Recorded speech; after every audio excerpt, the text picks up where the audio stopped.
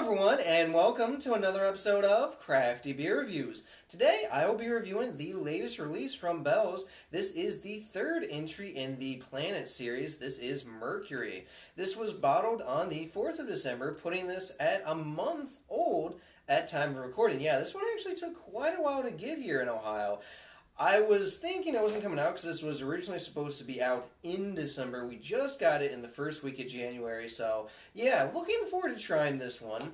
Of course, as you guys know, this is a part of the Planet series that Bell's is doing. This is the third beer. The first two are Mars and Venus, and this is following the same order as the musical composition this is based on from Gustav Holst's The Planet. So, cool stuff. Definitely looking forward to checking this one out. It's a lighter style for some very cold months, which is an interesting decision on their part. This is what they're calling a Belgian style single. So, yeah, without further ado, let's go ahead and check out the aroma.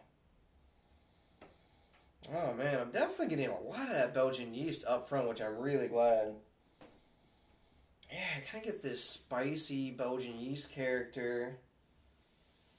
I'm definitely going to get some fruity yeast esters as well. Kind of smells like green apples. Definitely pears. Maybe a little bit of like a banana type of note. Smells pretty nice though. I'm not getting too much in the way of hops. Maybe a slight kind of earthy or grassy type of note. But yeah, the hops are definitely minimal.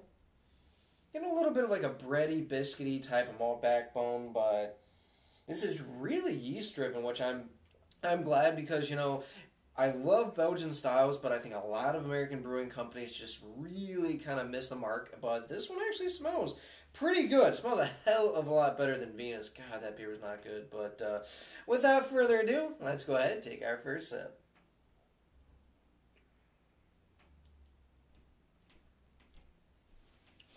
Oh, nice. So right away, just like in the aroma, up front, I'm mainly getting those bigger Belgian yeast character notes. Definitely getting that kind of spicy Belgian yeast. Definitely getting some of those fruity yeast esters. Again, a little bit more kind of pear in the actual taste. Again, kind of that green apple. A little bit of banana. There's almost a little bit of a clove type of taste in there as well.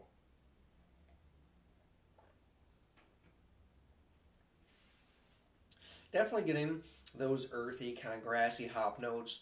They come in about mid-palate, and they add a little bit of bitterness overall to the beer, but it's really nice because it balances somewhat with a little bit of the sweeter notes from the malt, because you're definitely getting that bready, biscuity character, but it's also a little bit of the sweeter type of bread in there, too.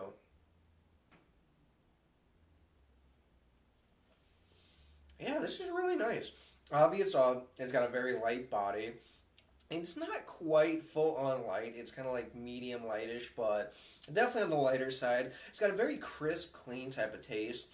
And it's got enough carbonation that it kind of has that scrubbing bubbles effect. So it's, you know, it's got that effervescence that a lot of Belgian styles do, which I really enjoy. You know, it's not over the top kind of prickly carbonation, but it's pretty close. But yeah, all in all, it's a nice beer. It's definitely nothing mind blowing. I've certainly had better Belgian singles, but you know what? From an American brewing company, I'm actually fairly impressed. And I gotta say, this is the best one since Mars, too. Yeah, all in all, it's just a nice, easy drinking beer. It's in the sessionable ABV range too, which is always good. So, yeah, nice stuff. As far as rating, I'm going with an 8.2 out of 10 for this one, guys. I think it's a decent beer. My biggest complaint with this one is for a series that's supposed to be these special one-off beers. I'm not really sure why they decided to do something like a Belgian single, and it's just a single. You know, they didn't have any adjuncts. They're not doing anything in particularly crazy. They're not throwing Brett in this. They're not barrel aging or anything like this. So it's an interesting choice for the series. But that being said, it's a really well done. It's a solid example of a single. It's got those big Belgian yeast notes from the spiciness to the fruity yeast esters, and then it has the kind of bready character, a little bit of the earthy hops. It's just a really well balanced, easy drinking beer. I wish they would have come out with something like this in the warmer months, but you know what? It's still a decent beer. It's a lot better than Venus, so if you guys were worried about this one, I think it's definitely worth checking out, especially if you've tried the other ones in this series. I mean, why not? You know, at this point, you might as well try them all. So, looking forward to what the rest of this series has, and I hope that Bell's is going to be putting out some pretty cool stuff. Alright guys, that does for this beer review. Please remember to rate, comment, and subscribe. And remember, I hope whatever you're doing involves good craft beer. See ya.